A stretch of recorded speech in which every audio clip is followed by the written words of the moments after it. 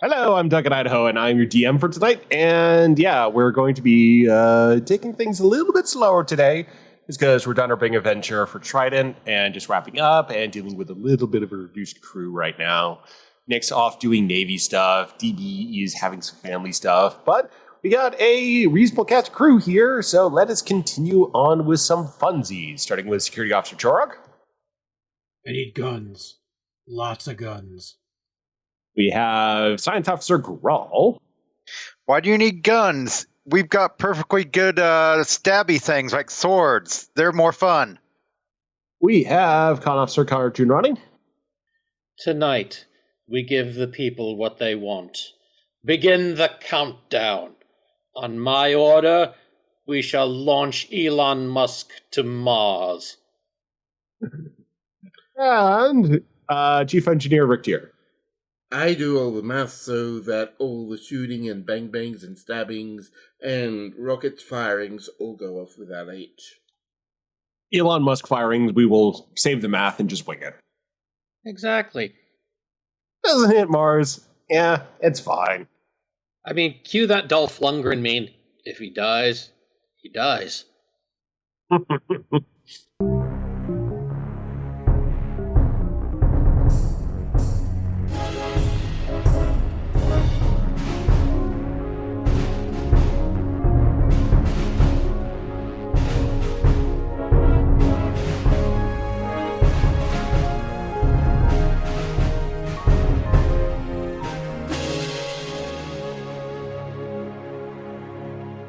Alrighty. So last time we had our big finale to the Trident adventure. We instilled a new caretaker. We learned that there's some problems we got to deal with at a later time. And the crew is busy basically putting together all the loose ends before transitioning back to space as we know it. So we're going to be starting off with Reliant holding station, along with a few escort vessels. One is going to be from the Lorifon Empire, as well as some Trident and Harvester ships as well. Just keeping diplomatic station, doing a little bit of trading here and there, and relaying messages back to the planet to avoid any incidents with, say, secure channels and all that. But at any rate, though, we got a nice little view of the ships together, happily, having made diplomacy and brought peace to the system. Cutting first to the 10 forward. Burgraves, still relieved of command, is hanging out. Not doing anything particularly much, just kind of reading a data pad, having a drink, and just generally lounging, enjoying the view of a sickly green expanse of dimensional space. While Eli is off handling the major diplomacy on behalf of the Admiralty. While we're mentioning, discussions of where everyone is, Kara's going to be on the bridge working to take her mind off other things. The course of the ship is fairly standard. Although, hey, you got to fly through or past some previously restricted areas from defense satellites, so, that's neat. Kind of getting a feel, though, that, the Trident system, as, impressive as a small dimensional subspace bubble is, it is still rather small, just being 3 planetoids. So, ship goes round. Ship goes round. Ship goes round. Better be careful we don't go round too fast. You see what that does in Star Trek. We don't have the substantial gravity maths of a ship of a star that we can warp around at 9.99.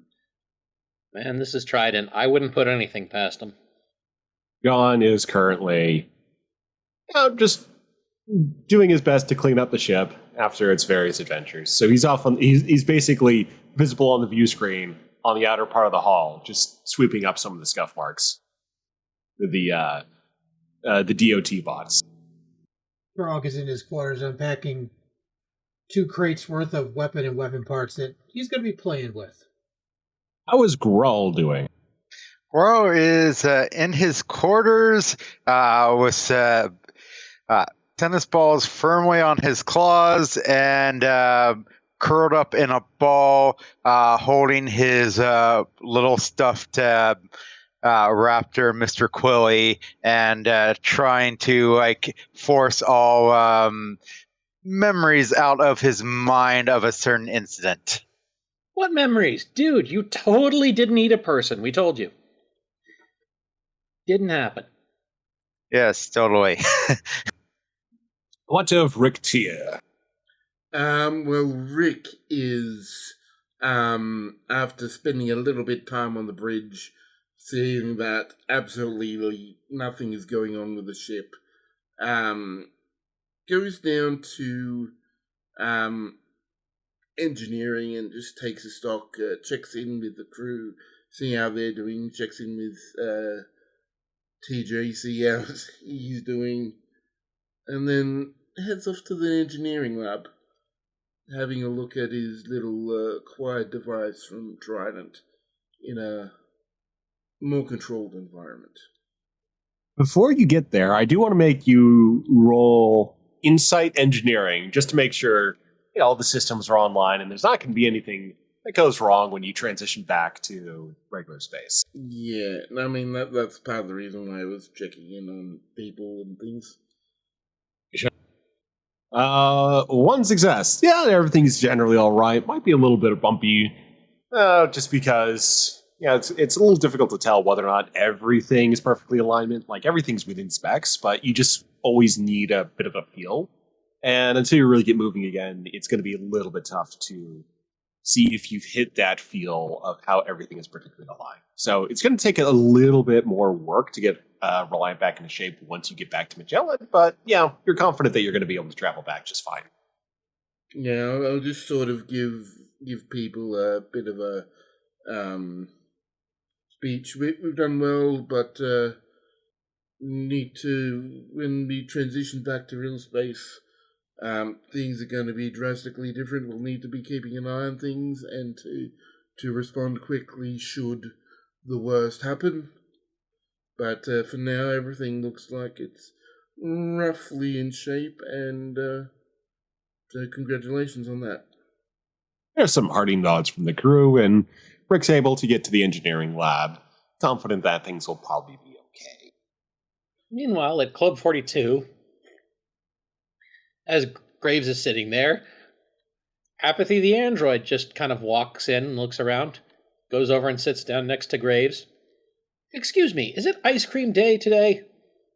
Perhaps. It should be always on tap. Oh, I had assumed it was only a sometimes treat. Depends on your preference. I see. He goes over Not gonna make it. Go ahead. Not gonna make a Sunday joke. I did not see that one coming, but you have gone ahead and made it for everyone. Yeah, Ba-dum-bum, pretty ba-dum-bum. Apathy gets up and goes over to the replicator, replicates himself an ice cream cone, and sits back down next to Graves. Once again, it should be noted, Apathy does not have a mouth. Graves looks on with interest and says, "So, keeping yourself busy up here?" Quite so, I have discovered a variety of things with which to fill my databanks. I have been told that Zashius is rather eager to get back home. As for me, I have no particular cares.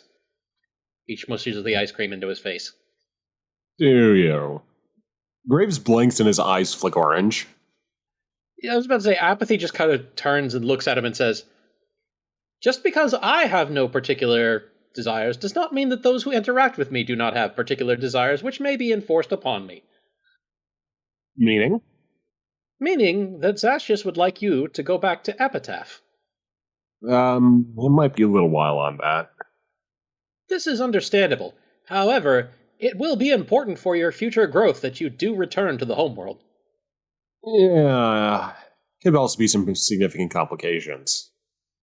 Complications will arise no matter what. Once again, he smushes the ice cream into his face. Graves blinks and his eyes are back to his regular color, and he says, "Well, first off, there's a little matter of, making sure my Starfleet career is intact at the end of this. All the more reason to have backup plans, don't you think? I'd prefer to deal with primary plans first.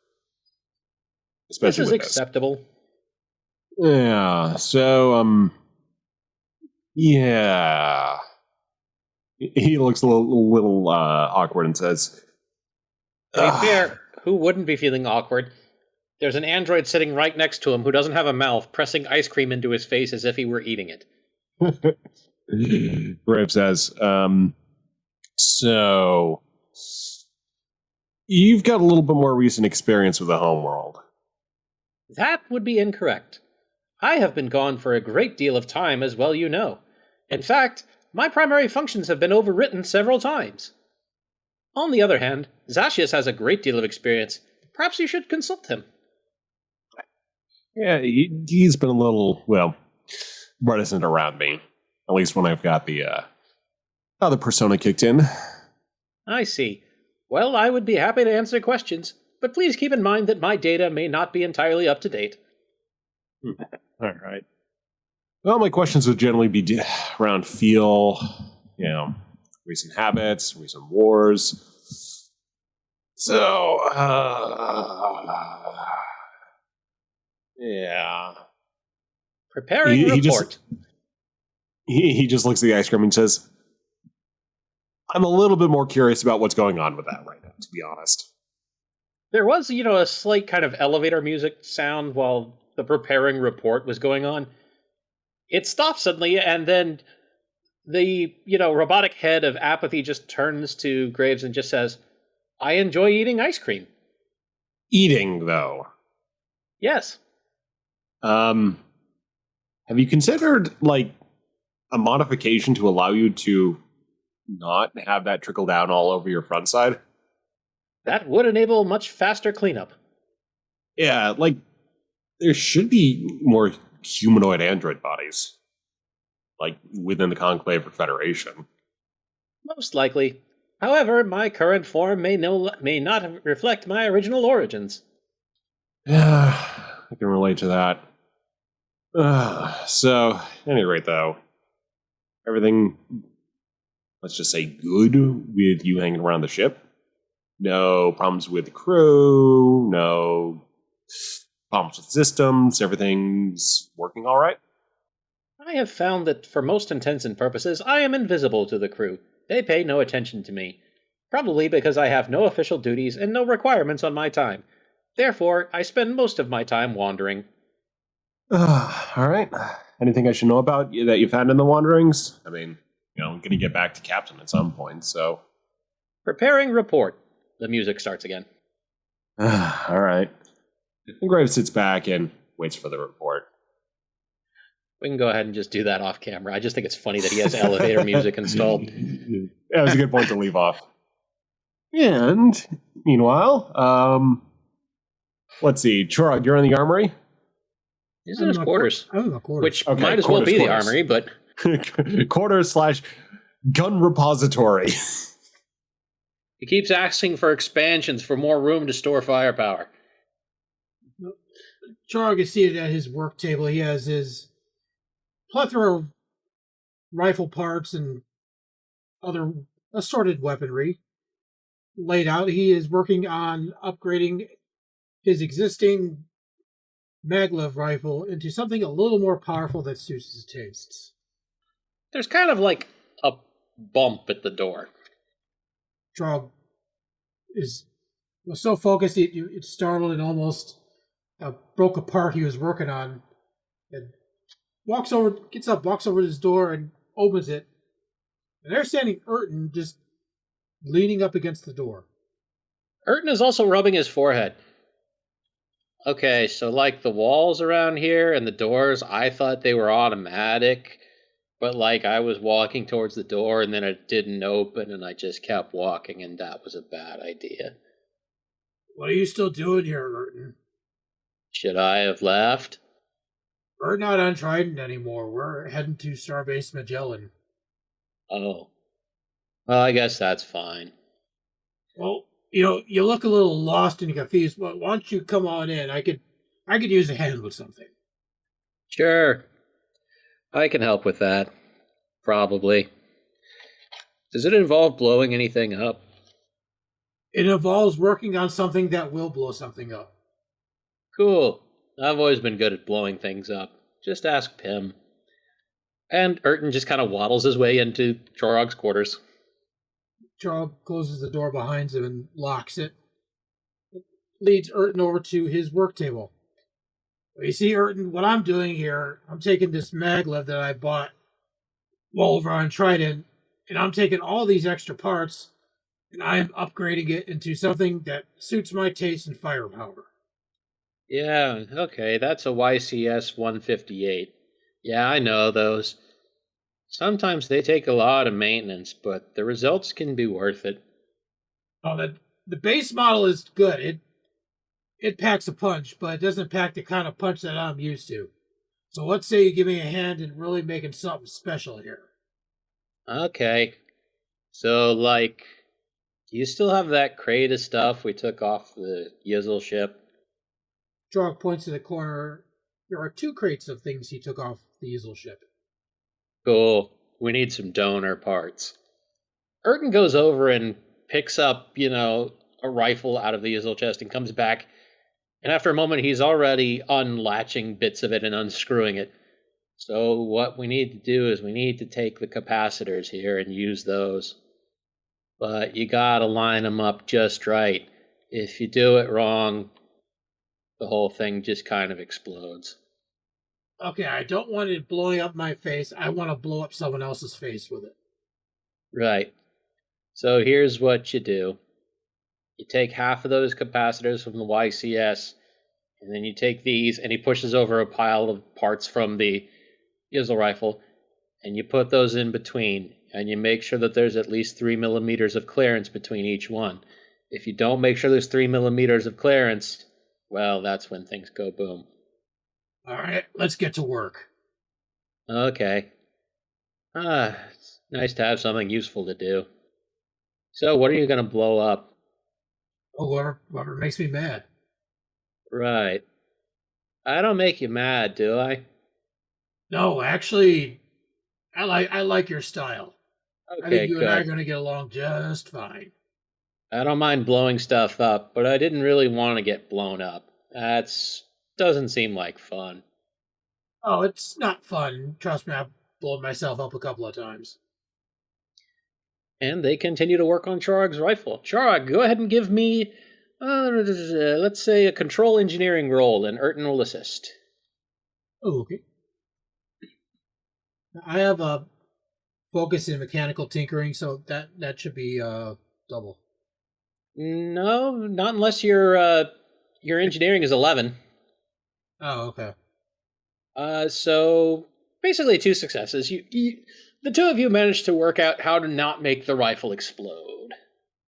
Overall power is increased as is overall power draw and wear and tear on the gun, but hey, so long as it lasts long enough for a battle, you'll have time to fix it later. Drog picks up the modified weapon and starts tinkering with it. He checks the magazine receiver and starts working the mechanism. Alright, this mechanism seems a little sluggish. We think we can fix that? Well, you could try, but if you set the thing up for automatic fire, you might cause a power overload. Already, you're looking at an incredible amount of wear and tear on the barrel.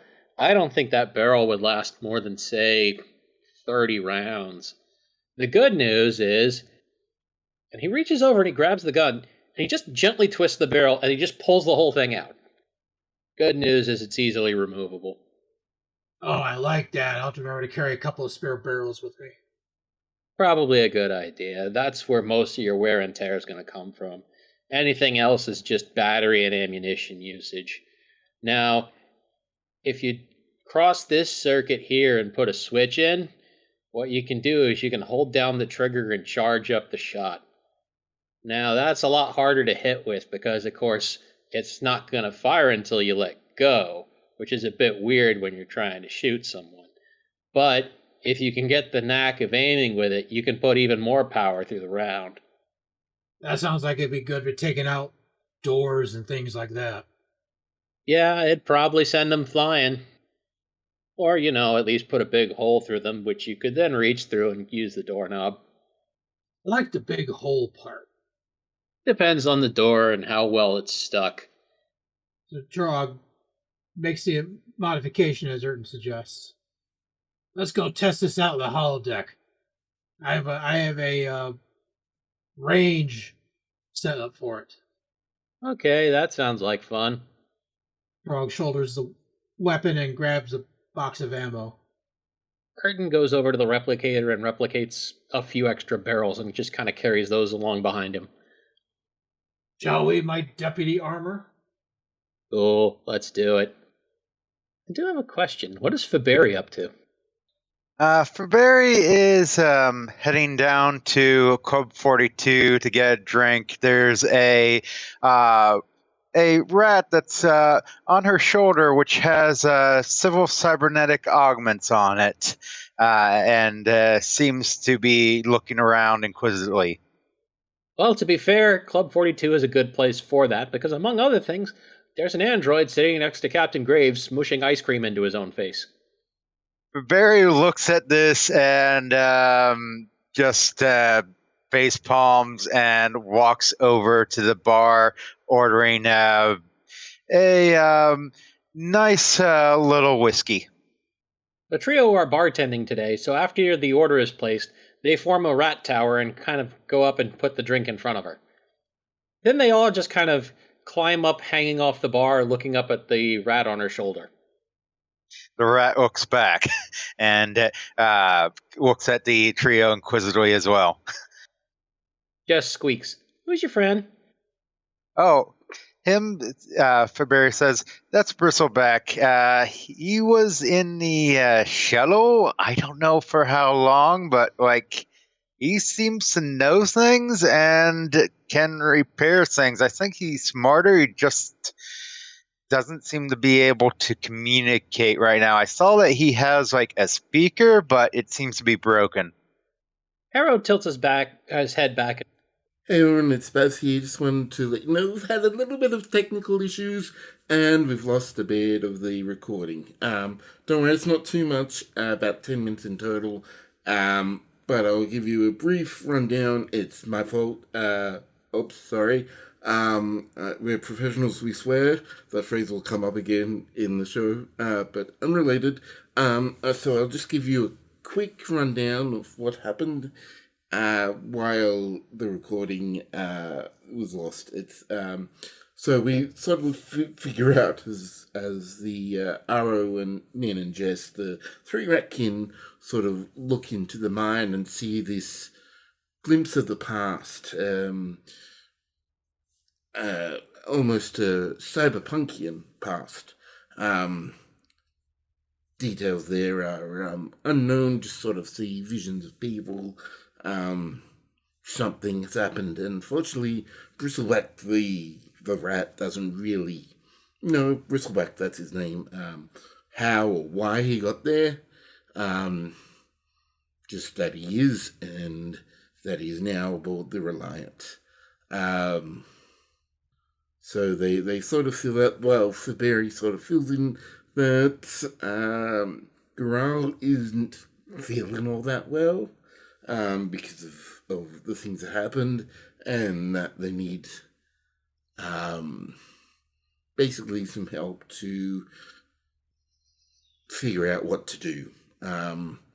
So the three rats sort of go down to Goral's chambers, and they basically distract Goral with some mental shenanigans, basically creating a place with the Goral's little plushy raptor, a mountain full of plushies and stuff. Basically have a plushie fight and just keep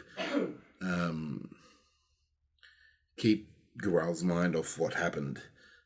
In the meantime, Goral and Urton and other people sort of meet up as they're heading towards Holodeck and have a bit of a chat before Urton and Chirog go and do some tests to their magnetic device. So that's where we're going to be picking up. Sorry, first time this is major technical problem where this has occurred, and it won't happen again. So thank you for understanding. Back to the show. I'll be in the holodeck if you need me. Right. Enjoy yourself. Run Chorog, firing range, program Alpha 1. That computer bleeps to life. Program complete. You may enter when ready. Chorog leads Urton into the holodeck, and it's a very dismal, industrial style firing range, full of lots of concrete blocks and steel walls and other such targets. Urton just kind of looks around and says, "This reminds me of a factory I saw once in, well, you know what? Doesn't really matter. This should be a good place to blow things up." As the door closes behind them, computer, erect level 5 force field around this room. Level 5 force fields erected. Just in case we get a strain and don't go flying through the bulkheads. Yeah, that's probably a good idea. So what are we going to be shooting? Well, first we're going to test it on that concrete wall over there. So let's go ahead and get the weapon set up. Okay, just give me a second here. Urton goes over to a nearby box and digs in it for a moment, and comes out with basically a doughboy helmet from World War I and straps it over his head.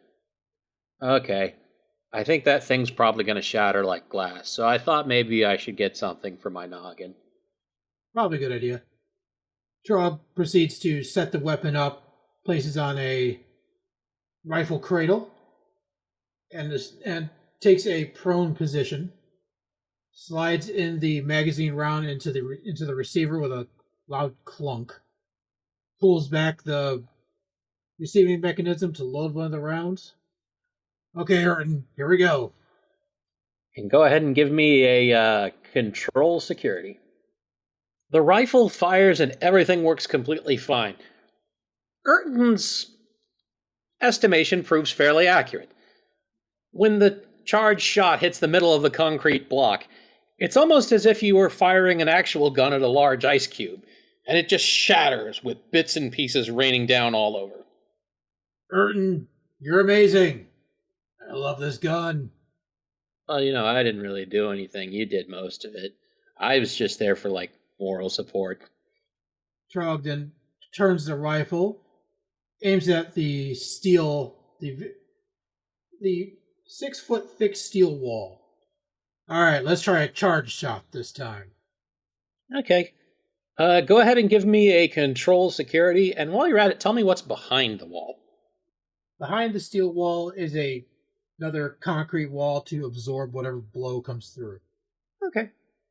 Control security? Yep. It's another easy and simple shot. Chorog charges it up and fires the Gauss rifle off at the thick steel, door. It's not quite able to penetrate the steel door, so instead what happens is physics takes over, and the entire door kind of wraps itself around the round, flying backwards into the concrete stopper. What was once a door is, well, it looks more like a fortune cookie now. Yep. It works. Yeah, you see what I mean. Some things you can't really punch a hole through, but, there's no proof against physics. Urton, have you ever thought about a career in weapon design? I mean, no. But I don't think I do a lot of thinking in the first place. You're a natural. I couldn't have built this better if I tried. Huh. Maybe that'd be a good job. I don't know. I'll look into it. Tell you what, I'll talk to the captain and see if I can't get you stationed on board as assistant armory officer. Hey, that sounds fun. So, I guess this means we probably should make more of those? Or did you want the only one? Oh no, this is a one of a kind. This is my baby. Okay. But I do know a certain bunch of Reathaean security officers that could use an upgrade in their gear. Once we get to Reliant, or to Magellan, I'm going to introduce you to the Reathaeans there, and you're going to redesign their security gear. Oh, that's those little rodent-like fellows, right?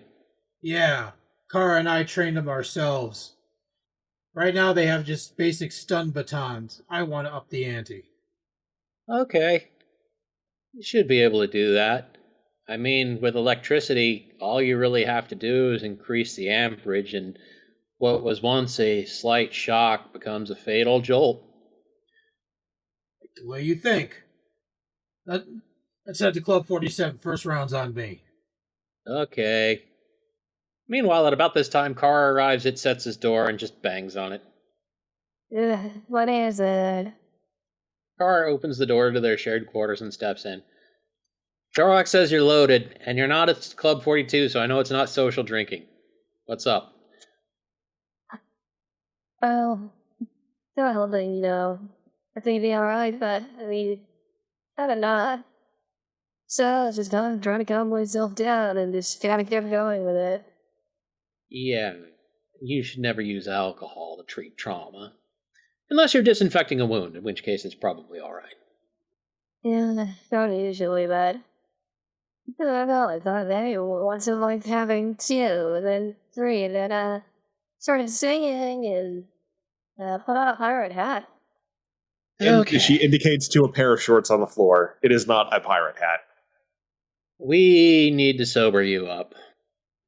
I think Eli's busy. Come on, we'll go to 42. We'll get you something to eat. I think I know a good hangover cure that might work even if you eat it beforehand. There's like anti-intoxicant stuff I can do, but I think it'll be alright. I mean, it's not really working right now. Okay, I'm gonna be honest. I'm having trouble understanding everything Cetsa says through the vocoder. Okay, yeah, and it probably doesn't help that I'm doing a slurred voice. So that's basically just says, yeah, like it's, well, my brain's a little mush right now, so if you think it'll be alright, but we got like anti-intoxicants.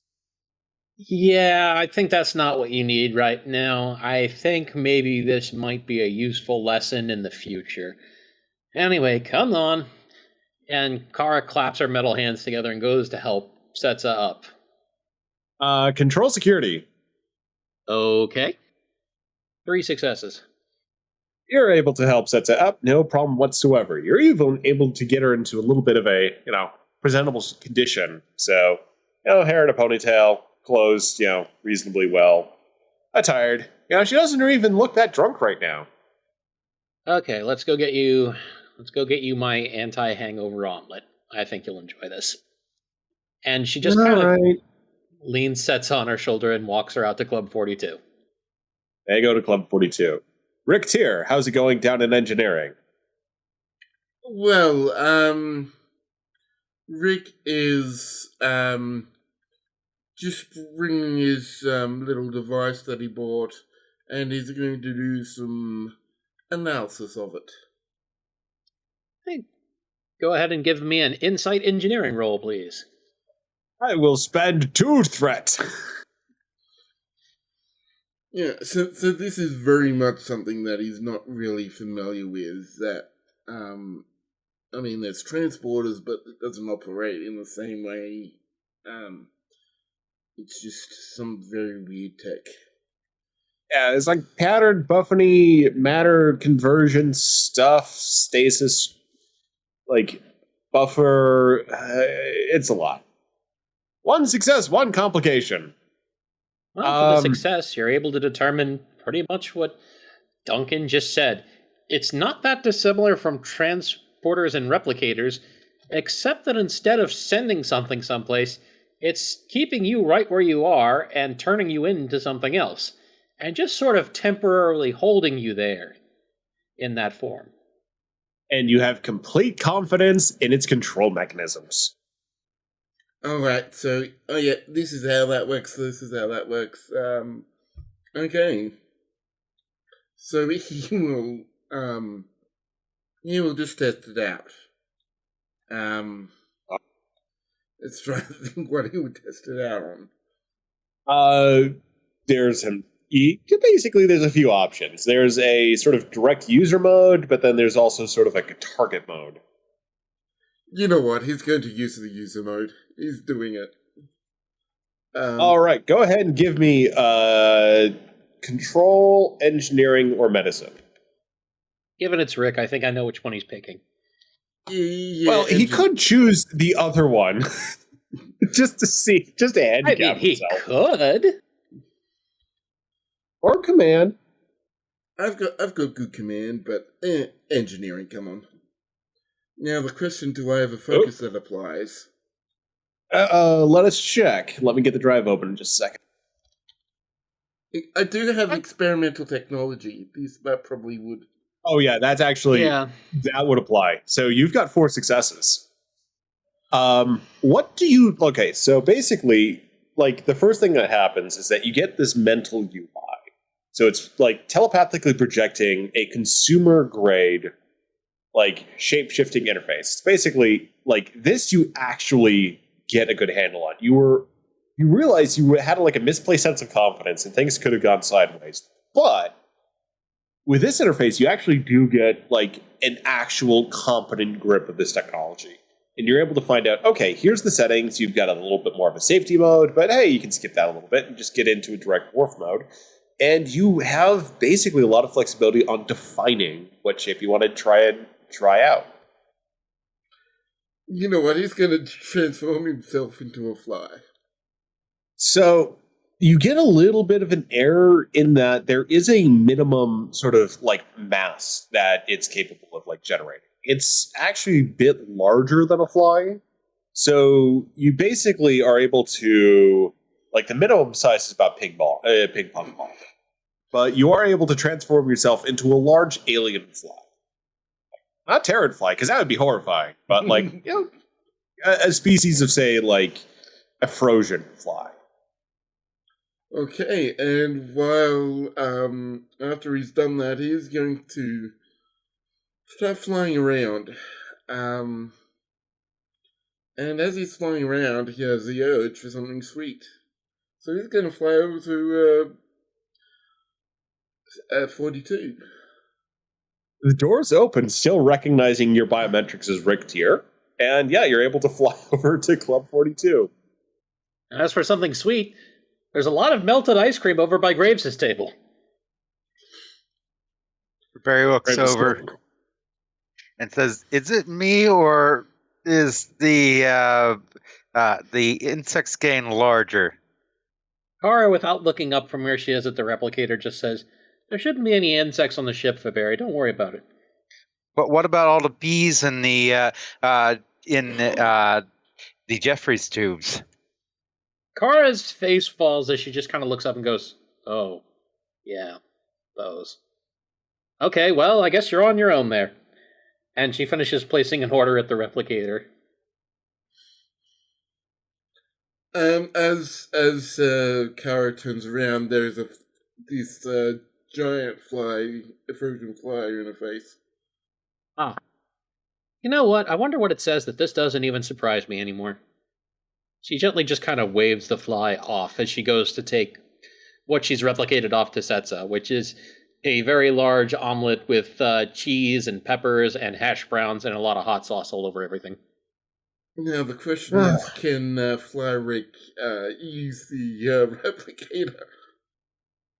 I mean, Fly Rick, I mean, you'd be able to give it voice commands, but you're kind of like, I would kind of give the game away if you're trying to be sneaky.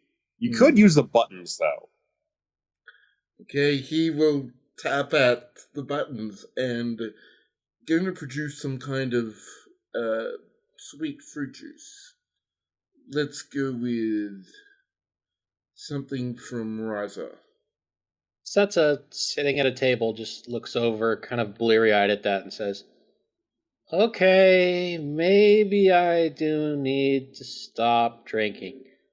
I swear I just thought I saw a bug order juice."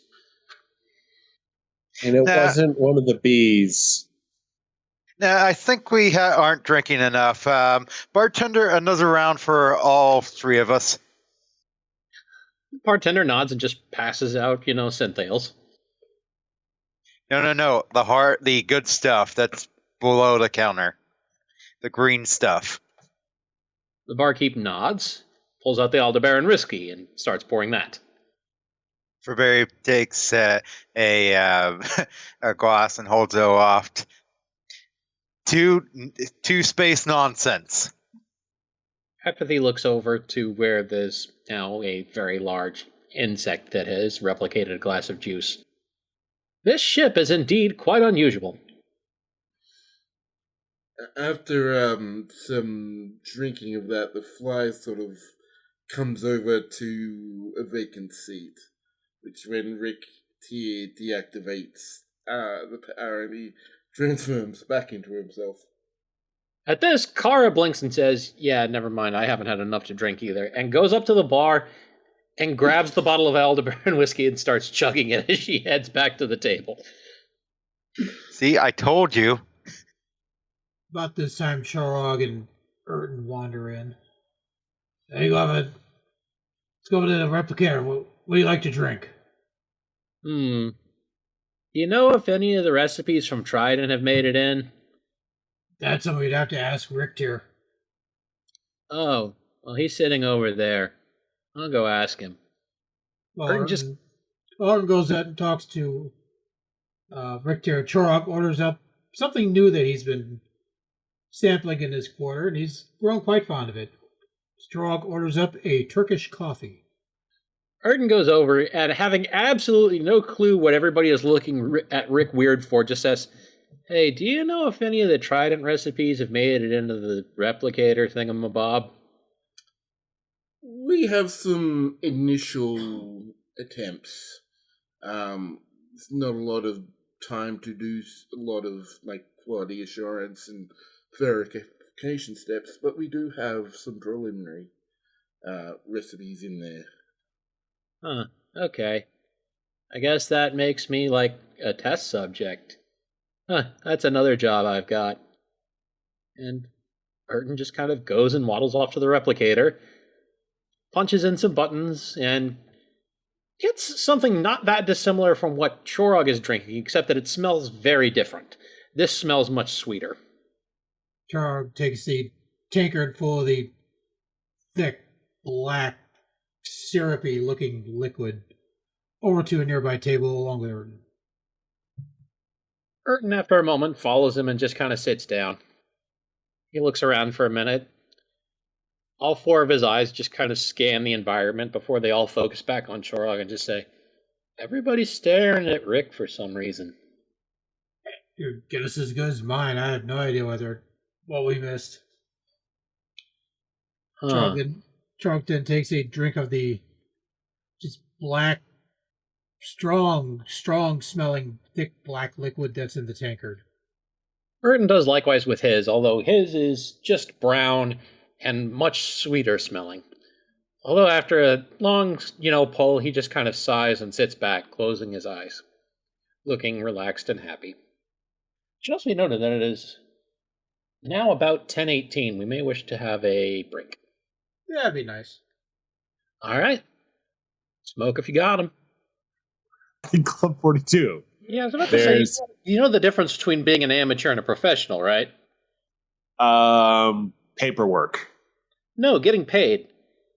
Oh, yeah. So if you guys are professionals, I want to know where the hell my paycheck is. Wait, you guys are getting paid? We are all paid in a share of the quatloos we gain in rating other podcasts. This is a pirate operation.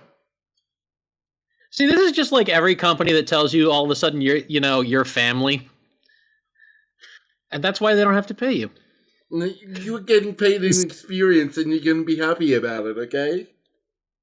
I'm just got the fact that there's just oh, you're family. I'm just thinking of Star Trek Reliant is the Olive Garden of Star Trek podcasts. Yeah, that fits. All right. So Cetsa is drunk and is eating the hangover cure, or the intoxicant cure that Kara has provided. Cetsa is tentatively going to the omelet, sniffing it. It is the enticing smell of Una. This is pleasing. Cetsa takes a bite, and now we'll roll. Hold on to your butts. Here come the dice. One success, one complication, and if there were any focuses that apply, that would bring 2 successes. For drunkenness cures, not probably for Cetsa. So it's 1 success, 1 complication. The sobriety omelet works, but it works too well. Cetsa eyes just kind of go wide.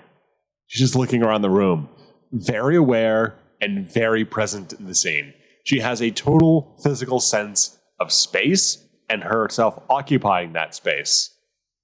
Kara watches Cetsa and just mumbles to herself, too much hot sauce. Cetsa takes another bite of omelet quickly, indulging in the feeling. She just giggles to herself and it's like, oh, this is a lot better than being drunk. Yeah. For everyone who's played Katamari Damacy, I feel it. I feel the cosmos. I can see through time. What did you give her, and can I have some too? It's nothing complicated. It's an omelet with unip and cheese and large order of hash browns. Oh yeah, and just hot sauce all over it. The idea is that it's just, grease to coat your stomach and then some carbs to soak up any residual alcohol. It seems to be working way better on her than it should. Yes, Ooh, way yeah. better. Share in the joy. Okay. Kara gets up, goes to the replicator, gets another one, and puts it down in front of Faberi and just points at her and says, "Now, if you go crazy too, I'm striking this out of the replicator's records, because this ain't coming back to me." No. Yeah, I'm not crazy. It's just I feel very fine. Faberry hesitantly takes a bite. What was the roll, Marcus? I did command control. Give us a reasonable approximation of a command control, roll from Faberi. I don't know if you have a sheet for her yet. I do. Oh, well, there you go. 1 success. It's tasty. You don't feel weird. It's tasty. Tastes good. Nice omelet. Good hot sauce. Hash browns. It tastes alright, but not having the same effect. Maybe we should probably scan her to see if something's weird. Kara slowly turns her head to Faberi and just thinks, "Are you new here?" And just kind of stares at her and says, "Oh yeah, she's weird. Half her brain is positronic. She's an XB, so the Borg assimilated her at one point. She's a clone of an administrator, and originally she was going to be used in a plot to overthrow the Ibi government." Kara turns and looks back at Cetsa and then back at Faberi. Look, at this point, it's easier to list for you what's not weird about Cetsa. It's amazing I can clothe myself most days. Okay, the ship is weird. I only came on board about 2 months ago. Well, if you came to Starfleet to seek out, new life and civilizations, you're going to find plenty of them and you won't even have to leave the ship. I mean, well, to be fair, Rick's very normal. Eli's very normal. Daniel seems normal, although he does wear that spacesuit a lot. There's just the rejected noise of the character slowly turning in place as Kara turns and looks at Cetsa and says, "Rick Tier was a bug 5 minutes ago." Okay, I thought that was the drink. And then at this moment, Lieutenant Tardigrade is drifting past the window with a mop in hand. He waves. No, that definitely was a bug. I was playing with something that I found on Trident. It works rather well. Oh, cool. I'd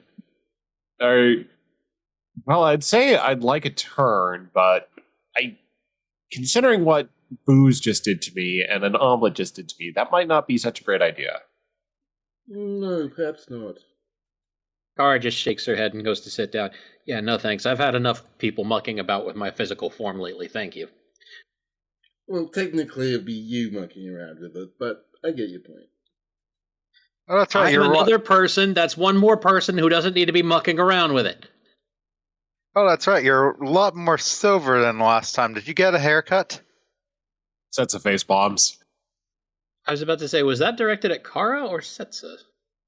Well, yeah, that would be directed at Kara because Yeah. looking more silver would be a Oh, reference to the body. I thought she said sober for a minute. No, Hence why I silver. was confused. Yeah, no. So, and Kara just kind of holds up a few strands of hair. This is what happens when Ibby get old. I am now aging at a greatly accelerated rate because when my cells commit suicide and go through apoptosis, she stumbles over the words. Well, yeah, no new cells are being born because I don't have any DNA anymore. You like to get drunk again? Yes, it is, Cetsa. All right. Well, guess you got your thing, but talk to like Zasius and Apathy yet? Well, no, and at this moment, Apathy appears and just kind of leans down with a face full of smushed ice cream on him and just says, yes, it was discussed that perhaps we could look for possible technological solutions to Miss Junrani's problem. Epitaph has a great deal of cybernetic ware that could be useful in such a situation. However, there is the question of what the hierarch would want for such aid. Kara just stops and stares at him. She picks up a napkin. She wipes off Apathy's face. Thank you. Rick is going to do a quick roll. Was that sarcasm? No, Apathy is not capable of sarcasm. As in, said Kara's response to what Apathy said. Oh, she didn't really respond. She just reached up and wiped off his face. Okay. Because there was ice cream on it. Okay, then I won't roll. Apathy has just gone over and said this, and then everybody got quiet. Marcus is stroking his chin. Cetsa just glances over to Marcus and looks furtively away. Kara looks over at her. You should probably talk to him, And while she's saying that, she kind of lifts up a hand and just puts it over Apathy's face and just kind of slowly pushes him back. He leans back in. Kara sighs and just says, we can talk about the conclave and all that stuff a little bit later, okay? Could you just give us a little space? He leans back. There we go. Okay. Cetsa looks over to Graves, says, well, we probably should talk, but... And Graves kind of just comes over. Sits down. Stretches. Says, I thought I'd have a plan by the time I sat down here, but unfortunately that hasn't materialized. So, yeah. Yeah, but you came over here anyway. That's the sign of the new you. Well, I mean, being mildly more sociable, perhaps. And Kara just gestures at Graves and says, yeah, this is Graves 2.0. This one is a little less uptight than the last one. Otherwise, pretty much the same. His eyes flick orange and says, well, I mean, to be honest, there's actually not, that much difference. It's just like you've got a really old Graves, really young Graves, and we're just meeting someone right now. Yeah, okay, I think I'm going to process that entire statement later. Yeah, we're kind of figuring some stuff out, comparing memories and such like that. I mean, you could make a grand report and everything else like that, but hey, let's just get things out there. At that point, Apathy all of a sudden just says, generating report, and music starts playing. Hey, that's the spirit. Yeah, get some hold music in there. Can we change your music, though? What would you prefer to hear? I don't know. Samba. There's kind of a clunk and a whirring noise, almost like a record was being changed over in a jukebox. And then out comes a Latin samba. Graves gets up and kind of takes Cetsa's hand and begins dancing with her. There you go. That's a good way to get through this.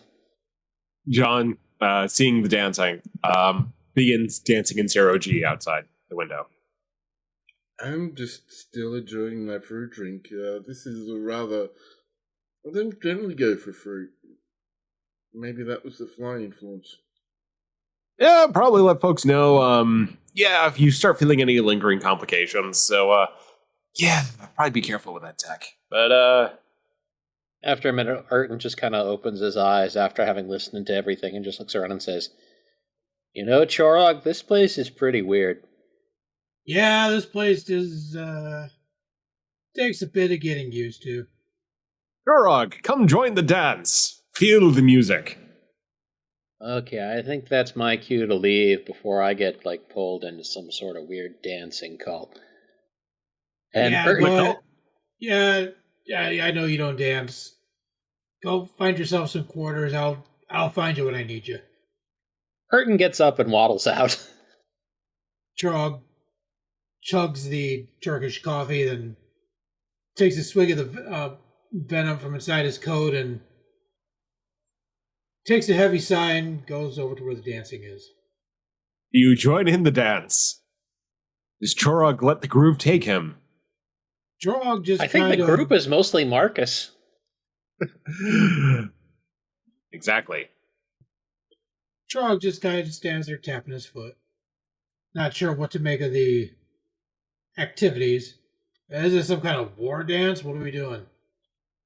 Just going with the flow. I don't know. I would say going where the wind may take you, but yeah, it's music. So yeah, I got a little bit of feel for this. Get a little bit back in the groove. Kara at this point stands up and just says, "Okay, you know what? I'm just going to go fly the ship out of Trident. Captain Mercer can deal with y'all." And she just heads out to the bridge. Have we, as Kara gets off and goes to the bridge, are all the away team back on board? Graves says, yeah, I think we're all good to go. We've got a little bit of an outpost crew holding a station near Sariat Run. We've got some good stuff brewing with the Trident Diplomatic Corps, so that should manifest into some kind of embassy near the Federation. I will put some bets on it that will be near Starbase Magellan. Seems about right. And otherwise, yeah, just apart from, the small diplomatic crew we're leaving behind, and we'll get picked up very soon. Yeah, we should be all good to go. Right, well then I probably should get going as well. I just wanted to check in on this device I had and explore it a bit. Well, I've got some free time, so guess if you need any more test subjects, let me know. Yeah, I do need to. There is a targeted version, so I could. We could go and test her on you if you wanted to. Yeah, sure. Let me just take care of something. And he sort of flips Cetsa around and gives her a long kiss. There's a bit of wooing from the assembled crew. Because, hey, Captain Graves is, has less of a stick up his butt. And at this point, Cetsa.exe has stopped responding. Right. I will meet you in the engineering lab. Graves gives him a thumbs up. And he sort of just quickly, quietly runs out the door. All right, that leaves for Barry and the trio. The trio are, just with Grawl having the largest plushy pillow fight of all time to keep him nice and distracted. Gotcha, so they're still down there. So yeah, for Barry and Bristleback then. For Barry is just continuing to drink, just realizing what a weird ship she's on now. Someone's dancing! No! Elsewhere in the computer core, a small holographic table sits between a view screen and Sabatu. She looks all at the card she's holding and down at the holo screen. Got any fives? Kieran's voice rings back from the screen. Nope, go fish. Dang it. Captain O'Connor is currently busy in the ready room with more diplomatic stuff, basically finishing up with Trident, local officials, the Admiralty, and just a long list of,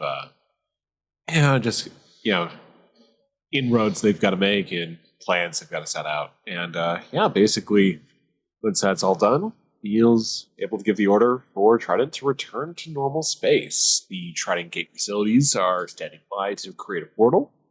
And with that, Trident is able to basically fall into the background as Reliant pushes forward, starts drifting into normal space. And it does not crash into Magellan. It's just holding regular station. Everything is fine. And with that, we're good to go on our main plot here. Thank you for joining us. We'll be continuing on with more adventures of the Reliant crew. And time to open up to miscellaneous side scenes. Sure, I want to go last with Chorog. Well, I'm done. I threw out my miscellaneous scene of the siblings playing Go Fish. There is a scene that filters out from the acting captain that Mirarict here is no longer being imprisoned. There was a daring raid which he escaped and is now somewhere at large, roaming the galaxy with unknown accomplices. Just because everybody's being quiet, I'm just going to go ahead and share exactly what I typed into chat, which was just all caps. So much for rehabilitation! Dun dun dun! Happy to go with Chorog. Yeah. Chorog is finally made his way back to quarters after the impromptu drunken dancing session. He throws a few things on the table and notices his private communicators flashing. That hasn't lit up in quite some time. So he picks up the pad device and reads the simple 3-line message that is on it. In a fit of rage, he throws the pad across the room. What was on it was very upsetting and deeply, deeply disturbed Chorog. I knew this was going to happen. Didn't think it would happen this quick. This is not good. And with that, To be continued. To be continued. Anything else? Going once? Going That was twice? supposed to be last, so no. And yeah, we'll end with that. And we'll see next time what has befallen Chorog on this continuing adventures of Star Trek Reliant. Thank you all for joining us. Our email is reliant@starbasegc.com. And wishing Nick all the best as he starts off his new adventure. And he'll be back with us in not too long. Till next time, be safe out there and have some fun. Good night now. Bye. Bye-bye. Bye-bye. Bye-bye We now. wanted to be the Enterprise, but we're actually the Cerritos. Low